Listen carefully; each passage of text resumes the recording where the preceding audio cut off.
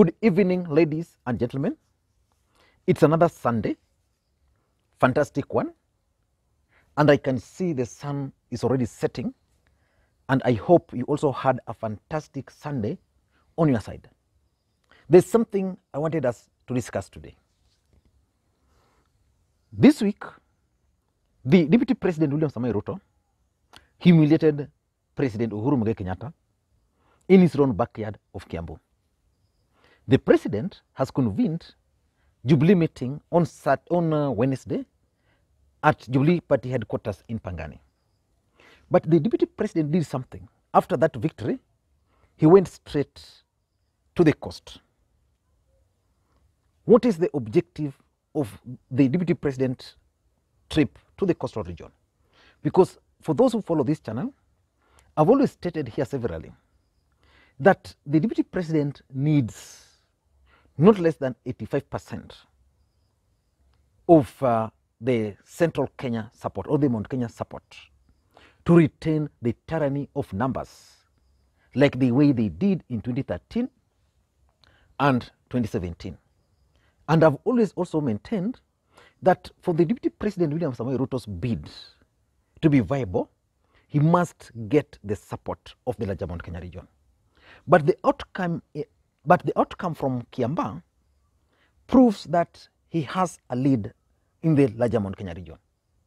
But that lead, if you look at the figures based on the previous by-elections, it's around 50 to 55%.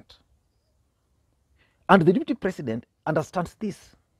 And that's why when he addressed the issue of Kiambaa during a funeral in Nyeri, after that election, he was very clear that the contest in Kiambaa was a friendly match between Jubilee, which is the past, and UDA, which is the future. But the deputy president left that place and went straight to the coast. Why is he going to the coast?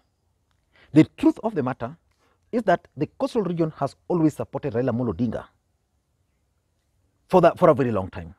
In 2007, 2013, 2017.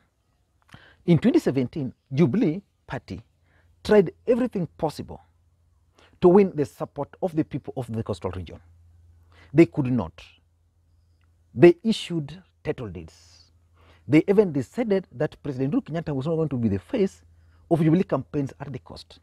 William Ruto took charge of Jubilee campaigns at the coast. But still, these guys never embraced them because of historical issues between the Kenyatta family and the people of the coastal region. But William Ruto has made a lot of progress after the handshake. As a matter of fact, immediately they won, the deputy president started reaching out to most of the ODM allied members of parliament, governors, and even senators. But when the handshake came, he changed the strategy and started now working very closely with members of parliament and convincing them to join his camp. So far today in this country, William Ruto has several members of parliament from the coastal region who are allied to him. You can mention them. There's Aisha Jumwa, there is Jicho Pevu, who is my good friend, there is Owen Baya, there are several others, Mwashetani, several others. But why is the deputy president camping at the coast immediately after the Kiambaa parliamentary by-election? This is what I want us to look at in this video. And for those who are watching this channel for the first time, I want you to take a second or two and click the subscribe button so that next time we produce a video like this, YouTube will automatically notify you. And to the subscribers, I want to continue thanking you guys for your continued support. Now let us get back to the main issue. The deputy president is at the coastal region as we speak. I'm not sure whether he's back, but by the time of doing this video, I'm certain he's still there. He was in Kongowea Market and Miritini in Nyali for a fundraiser.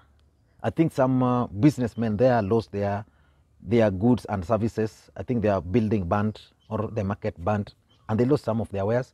They had a fundraiser which was organized by Jicho Pevu, Hassan Omar, and attended also by Suleiman Shebal last week. So the DP was there. He was in Kilifi for a funeral of a bishop there, and also he attended, I think, some other events in Kilifi, both Kilifi South, Malindi constituency. He was also in Kilifi North of Owen Baya. So the question is, what is his main objective? Is it possible that the deputy president can actually snatch the coastal region from the grip of Raila Amolo Odinga? That's something which we are going to wait to see moving forward. But his intentions are very clear. Number one, the first intention of the DP is that the Deputy President William Ruto understands so well the politics of Raila Amolo Odinga. He understands that Raila Odinga based his strategies on governors from the coastal region. Amason Kingi, Hassan Joho, you go to Tana River, Governor Dado, and the rest. Most of these governors are serving their second term, but their interests are not catered for in the current constitution. The BBI is not certain. So most of these second term governors and their future are uncertain. Some of them don't even know where they are going to go to. Someone like Hassan Joho is sure that should Raila Amolo Odinga succeed, then he can be appointed as senior cabinet secretary. He's also hoping that if the BBI was to succeed, he would be appointed, let's say, deputy prime minister. Amason Kingi, who is also one of the core allies of Raila Amolo Odinga from the coastal region, is also uncertain about his future. So the deputy president is making entry into this region with the knowledge that the second term governors from these regions really don't have their future well planned. So he can easily convince them, by going there, convince them to join them. And you also understand that, for example, ODM party in Kilifi depended fully on Governor Kingi. And because the future of Kingi is not certain, Kingi is sending signals that is forming coastal-based political party, then that future is not certain. So there's a void which is being left here. So the deputy president is trying to grab the people left orphans before Raila Odinga fills this void. For example, in Kilifi, Raila Odinga has identified Mungaro, the former mayor for Malindi, who wants to run for the Kilifi gubernatorial seat. But before that is implemented, the DP is trying to move in. In Mombasa, there's also that uncertainty, Joho. So he's trying to move in because, again, most of these second-term governors are assumed to be unpopular. Their allies are going to run away from them. People are realigning themselves. There are some who want now Hassan Omar. There are some who want to align themselves with Shebal. There are some who want to align themselves with Nasir. So basically, he understands the void which is being left there and is trying to fill it. Number two, why is concentrating at the coast can be attributed to 2022 presidential race, especially the requirement. You can have more than 50 plus 1% of the votes. But there's a requirement that for you to be declared the president, you must garner 25% of votes cast in at least half of the counties. Raila Odinga managed that, Uhuru Kenyatta managed that, Ruto can manage that. But I think he just doesn't want to take chances.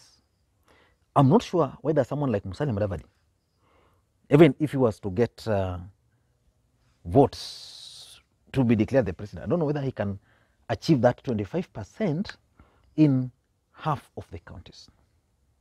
Even Raila Amolo Odinga.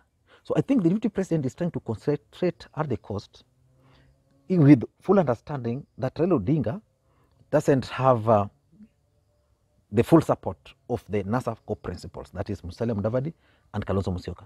If you remove these guys from Raila Amolo Odinga, it means getting that 25% in half of the counties might be a challenge for Raila Odinga. So the deputy president is trying to go to the coast so that if he can lock Raila Amolo Odinga from getting 25% of the coastal region, because coastal region is one of his core bases, if he can succeed in doing that, then Raila Odinga's presidential bid is not going to succeed. But on his side, he's also trying to make sure that at least he will get 25% of the votes from those regions. Remember, for those who follow the coastal region politics, even President Uhuru Kenyatta could not manage to get 25% in most of those counties. Why? Because of the hatred. But there's serious percentage of Kikuyus also in those counties. In Mombasa, you get substantial percentage of the Kikuyus. So he needs to convince them to support him. You go to places like Malindi, you go to places like Lamu, there's substantial number of Kikuyus there. He needs to convince them. Number 3 is the central Kenya factor. Let us not lie to ourselves. There is no way William Ruto can get the percentage of votes similar to what President Uhuru Kenyatta got from the larger Mount Kenya region. I know most people might not like it, but the truth of the matter is that as we speak today, based on the by-elections, William Ruto's percentage is not going to be beyond 55%. Even if he was to get 70%, it means he's going to lose around 30%. And when we talk of Mount Kenya, we're not talking only of the Mount Kenya, we are talking of even the diaspora, those ones in Kilifi, I mean those ones in Lamu, those ones in Nakuru, those ones in Eldoret. They normally vote in a certain way. That's the honest truth. So the deputy president must find a way of filling in the gap which will be left, because as much as President Uhuru Kenyatta might appear to be popular and to be unpopular, the fact of the matter is that he still controls state machinery. The president still controls Jubilee Party, and that's why in Kiambaa he was able to get almost 50%. In Muguga ward, his candidate almost got the same percentage. Even in the previous by-elections, his candidate has been getting around 40-something%. So if Ruto is not going to get the 90% or 98% Uhuru got from central Kenya or the larger Mount Kenya region, then he must get that votes from somewhere. So coastal region becomes the most lucrative, because so far there's no serious presidential candidate from the coast. And the other area is actually western. But again, in western, there's a challenge because of Musalia Mudavadi. If Musalia Mudavadi decides to run as a presidential candidate, he's going to lock there, then the rest will remain with Raila Odinga. Number 4, the fourth strategy I think he's using is that he wants to eat into Raila Odinga's support base. Any vote William Ruto can get from Raila Odinga's support base is going to be advantageous to him. The region he has identified, the coast in Nyanza, he has his eyes trained in Kuria and Kisii. In western, he's also focusing on Kakamega, Bungoma. So he wants to eat. So if he can eat 30%, 40%, even 50% of Raila Odinga's support base from coastal region, that's going to be advantageous to him. Will ensure that Raila Odinga is locked out, unless Raila Odinga is going to get the support from the larger Mount Kenya region. But that support, as we speak now, I don't see it coming. The Raila Odinga support from the central Kenya region or the larger Mount Kenya region. But of course, the truth is he only needs around 30% from that region. So if the president and those who are not happy with the way the DP is treating President Uhuru Kenyatta can get him 30, then Raila Odinga will be okay. But the DP is focused on trying to eat into Raila Odinga's support base. And lastly is perception. Politics is a game of perception. And the DP has worked so hard to ensure that perceptionally he's viewed as someone who has the numbers. In central Kenya, for example, if you ask anybody, they will tell you that Jubilee is dead, President Uhuru Kenyatta is finished. But when they go to the polls, the Jubilee party still gets 50%, President Uhuru Kenyatta's party still gets 40%. So you wonder whether it's dead. The truth of the matter is that the DP has created that perception in the minds of the people of the larger Mount Kenya region. Nationally, he needs to create perception that is also gaining ground in other regions. And that's why the ODM party committed a big and a huge political mistake in Msambweni by allowing Suleiman Bada, who was an independent candidate, to win. Remember, in Msambweni, before that election, Jubilee Party, which the deputy president represented and wanted to sponsor a candidate on, could not even raise a candidate. No candidate was willing to run on Jubilee Party until a time when now they approached that lady, Shaleta Kinyi, to run. And then they realized that there was an independent candidate here who wanted the ODM ticket, but the ODM locked him out. But this candidate was popular, and even the ODM machinery on the ground was supporting this guy. And then they leveraged on that and they won the seat. So the ODM party made a big mistake. So perceptionally, as we speak, the DP is popular at the coast. And if he can sustain that, the only bad thing is that I've followed his trip to the coastal region. I can't really see the kind of excitement he's events normally attract, especially in Central and even Western. So those are my thoughts. I don't know what you think, but I think the Deputy President is on the right track. He understands the game, he knows what he wants, and he's pursuing what he wants. Whether he's going to succeed or not is something I can't tell. That I leave to Kenyans who will make the decision in 2022. Thank you guys, and if you're watching this video for the first time again, please take a second or two, click subscribe button so that next time you produce a video like this, YouTube will automatically notify you. And to the subscribers again, please don't forget to give this video a thumbs up, don't forget to drop your comments, and those who want to join the channel membership, this is the time. Just click the channel membership, click that join button. The process is direct. I'm so grateful for those who have already joined. More are still joining. Please just do that. Thank you, and may you have a good day.